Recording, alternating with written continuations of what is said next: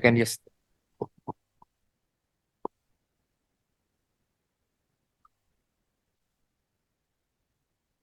Okay. Good morning, ladies and gentlemen, Your Excellencies, Dr. Arisman, and all the participants. So I need to stand here because I need to see my slide. Okay, now 10 to 15 minutes. So how we are going to move forward regionalism in ASEAN. So let me start with a bit of a story. Next, please. No. Before. Prologue. Okay. A bit of a story. In 2011, I was in a meeting in World Bank Tokyo. I was also being part in ADB Institute at that time. And we were having a conference with the late Surin Pitsuwan, a former General Secretary in ASEAN. So at that time, Surin Pitsuwan proposed and explained to us ASEAN in terms of several economic indicators, one of which that I remember the most is the target of having 25 or minimum 30% of intra-regional trade share in 2015 as indicator of ASEAN economic community. But fast forward, now we are here in 2023, is still ranging on 24 and 25%. It's not even existing. So in last meeting in ASEAN Summit, we also have some agreement.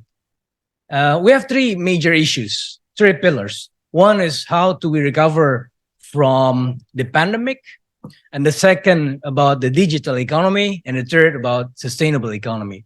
One part of digital economy that was being a commitment for ASEAN, digital economic framework, as a consensus for ASEAN member countries. But I think this is also be, just as a commitment without realization, because ASEAN alone is going nowhere. So if we can see the next slide. Next, please. Okay. So ASEAN is destined not to be alone, but to serve other region. ASEAN is a global hub, a regional, and also a global hub.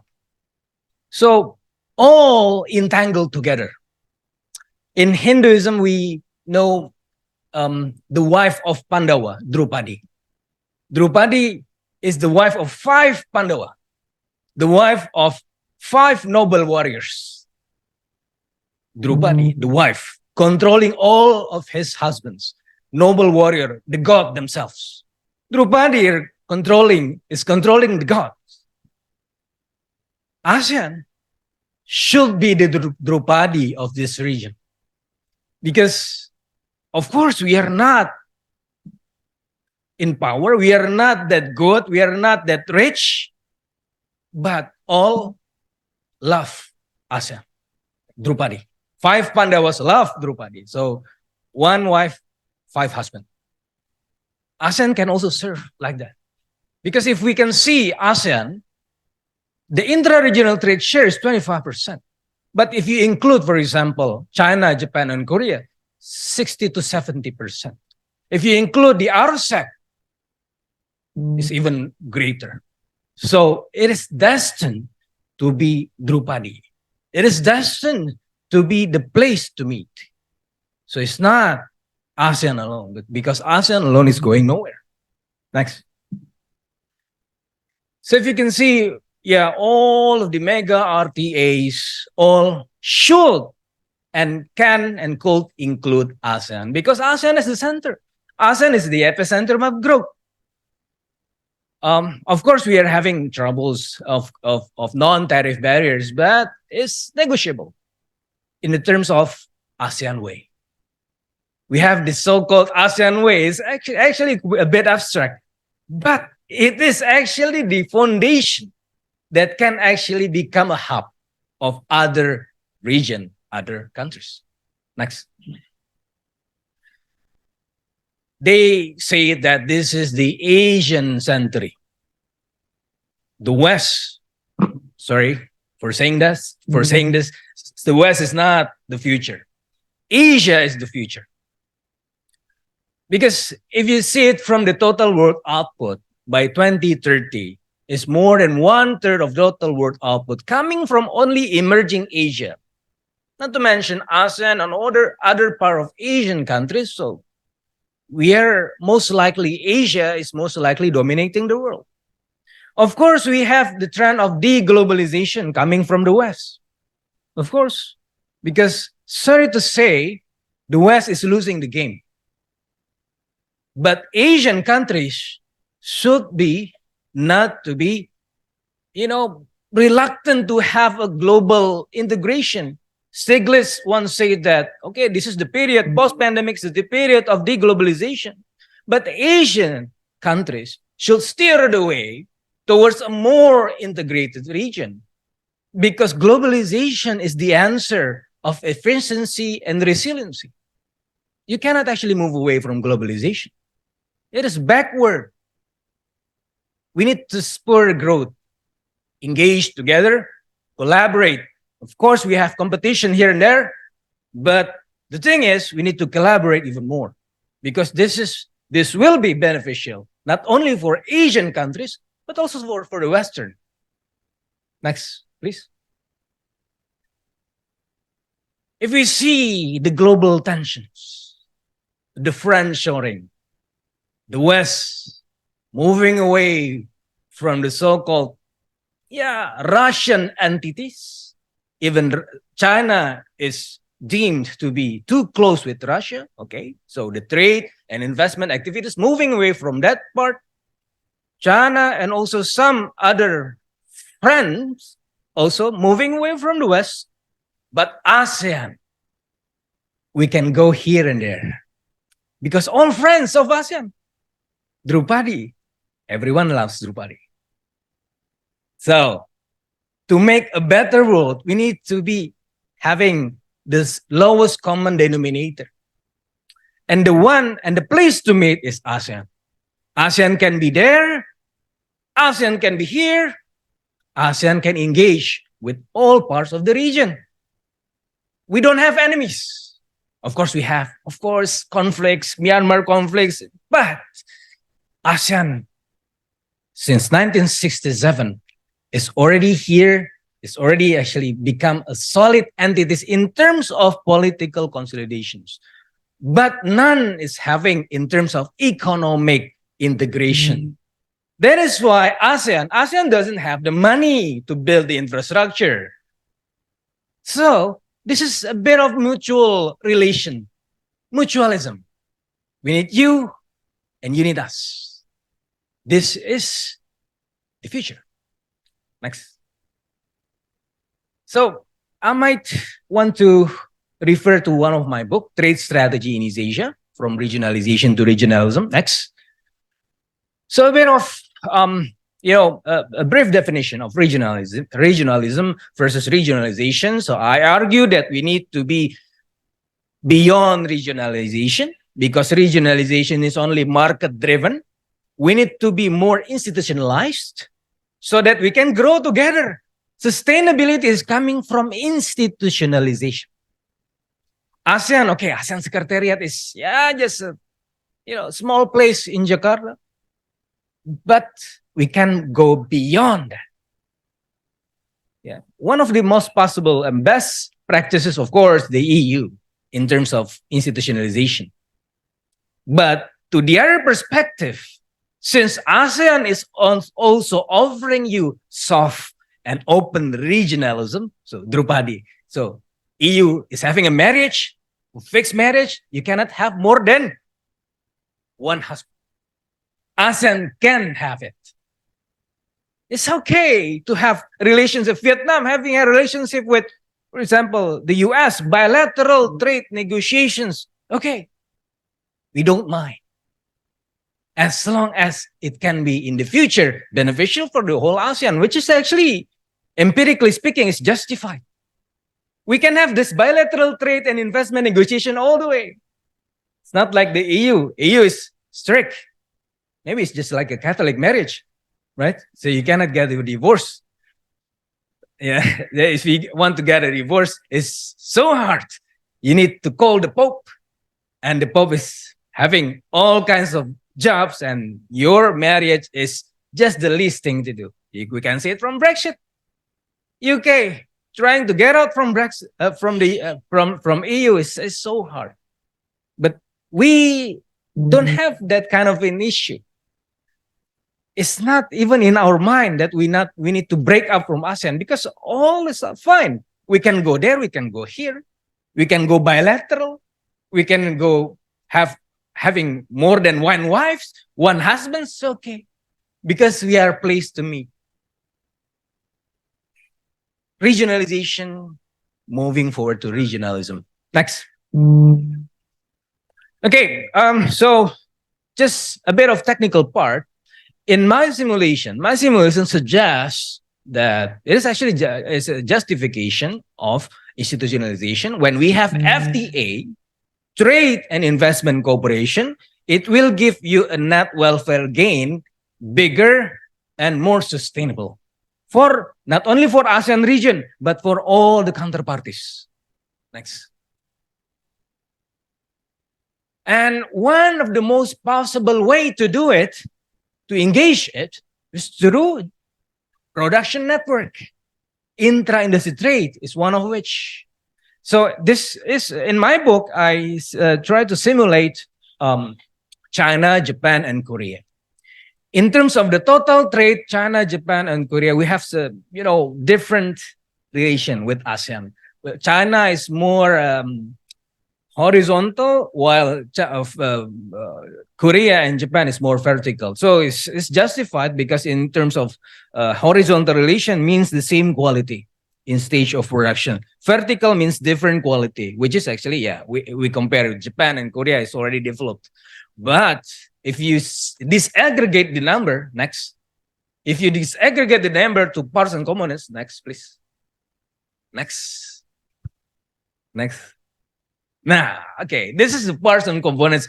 All, even China, have actually vertical intra-industry trade, which is now, if I want to interpret this, China is moving to higher stage of production, meaning that in terms of Chinese global production network, the ASEAN can actually follow suit.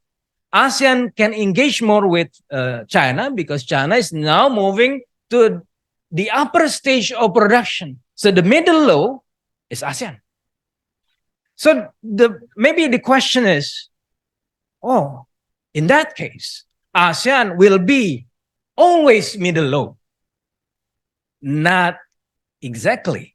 Because if we see the case of China, they once were part of the Japanese production network. From the Akamatsu flying geese model, we see that China, Hong Kong, Taiwan are sub-tiers of Japanese production network. But we can see now, China, Taiwan, Hong Kong, South Korea have their own production network, the established production network. They're moving for the stage of production.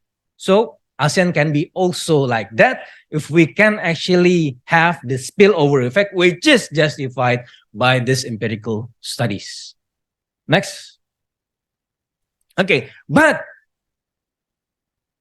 in the likes of, payoff metrics, China cannot do this alone with ASEAN. China cannot dominate ASEAN. Why? Because if China alone is going here alone and dominating, this will crowd out any potential investors.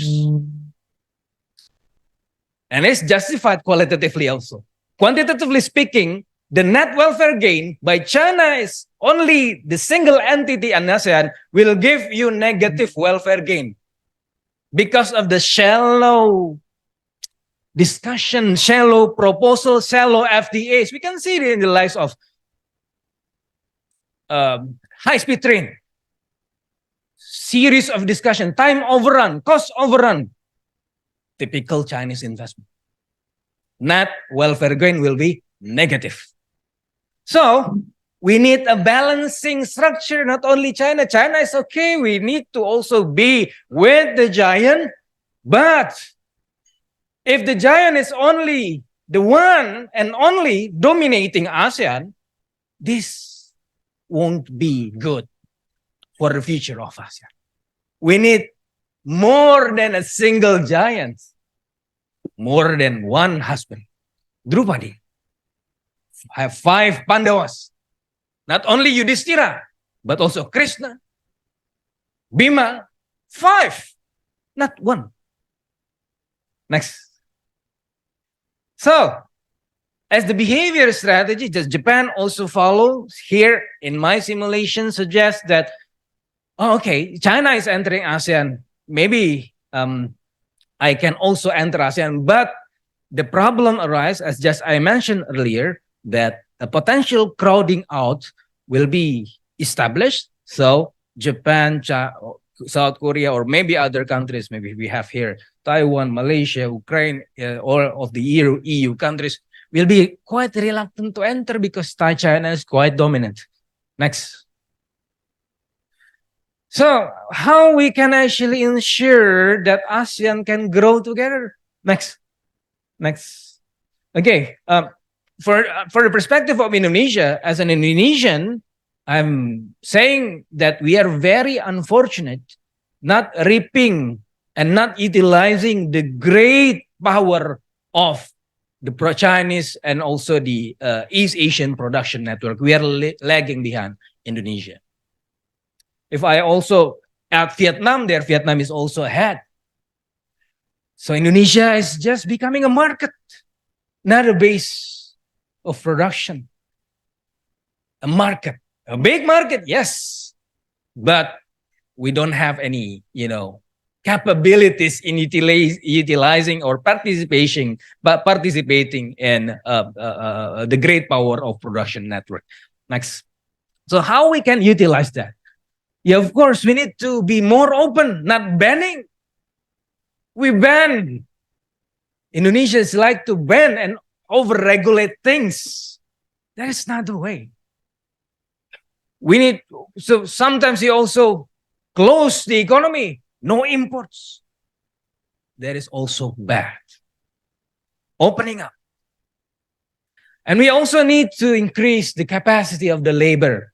Not necessarily that we have labor as a labor abundant country. Yeah, we have low quality labor. So how to resolve that? We're engaging more with the production network because we have this so-called spillover effect. It is empirically justified. Opening up, not closing the gate. Next. Okay, because we have the serious problem of deindustrialization. Next. Deindustrialization. Professor Park suggests earlier about the structural transformation, the agricultural to the manufacturing and the services. But now, you know what?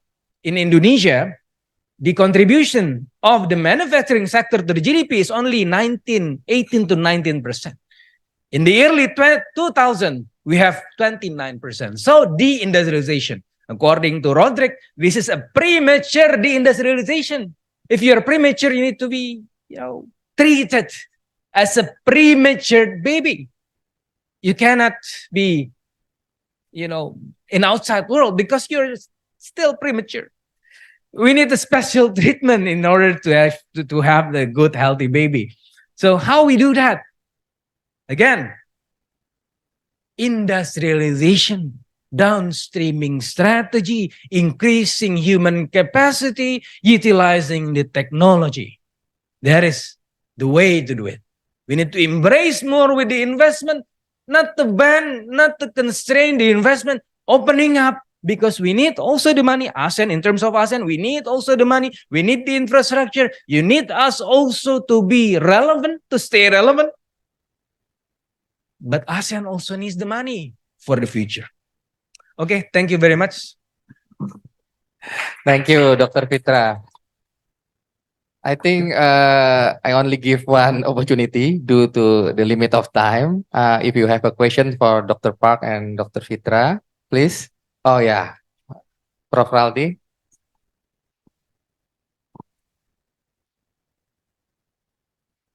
Thank you very much. I'm Radi Kustur from Indonesia and from CCCs. Appreciate so much about the presentation for both Dr. Park and Dr. Fitra. But you don't mention any about the sub-economic regions. Basically, in ASEAN, there are 3 sub-economic regions. The first one is IMTGT, Indonesia, Malaysia, Thailand Growth Area, the Triangle. The second one is the IMP EAGA. The third one is Greater Mekong Subregion. And in connection with ADB, I'm just wondering whether you know that the positions of the 3, you put priority on GMS. Is there any particular reasons? That's my questions goes to Park. For Drupadi, I like your style. But the thing about thinking about the 3 sub-economic regions, which one you prefer? The both two among the ASEAN or the other part? There is GMS. Because in GMS, there is a PRC. So it's going to be very, I would say it's absurd if we help so much about the GMS. Thank you. Thank you, Prof. Raldi. Dr. Park, you want to... Dr. Park, still here? Dr. Park? Or maybe Dr. Fitra first to respond. Okay, thank you. So I have a story about not specifically in sub-regional, but yeah, more or less the same. Yeah, because it's about the relation between Indonesia, Malaysia, and Thailand in terms of ITRO, International Tripartite Rubber Organization. Once we tried to mimic EU once settled from European Coal and Steel Company, right? The economic interest. We also had that before in terms of International Tripartite Rubber Organization. But in reality, everyone is actually trying to, cheat to each other in terms of setting the quotas. And so the Kurno, technically speaking, the Kurno-Nash equilibrium is not there. So in reality, cheating all the way, so the outcome is not that positive. Okay. In terms of sub-regional, I think some of my research suggests that the more is the merrier. The more you have, entangled with other regions, the merrier, the better, right? So in the likes of that, so I think I cannot choose, because if you can actually becoming a hub, so you can be, plugged into this region and plugged into this region, and subnationally speaking is also plugging and so on and so forth. But the truth is, if ASEAN alone is going nowhere, so does the subnational. Sub-region. So I don't think that sub-region, subnational, be it the IMT-GT or BIM-EAGA, will trump ASEAN. No. But if we can also bring extra power, to bring the investment and so on and so forth. So I think that's become more powerful. Thank you, Dr. Fitra.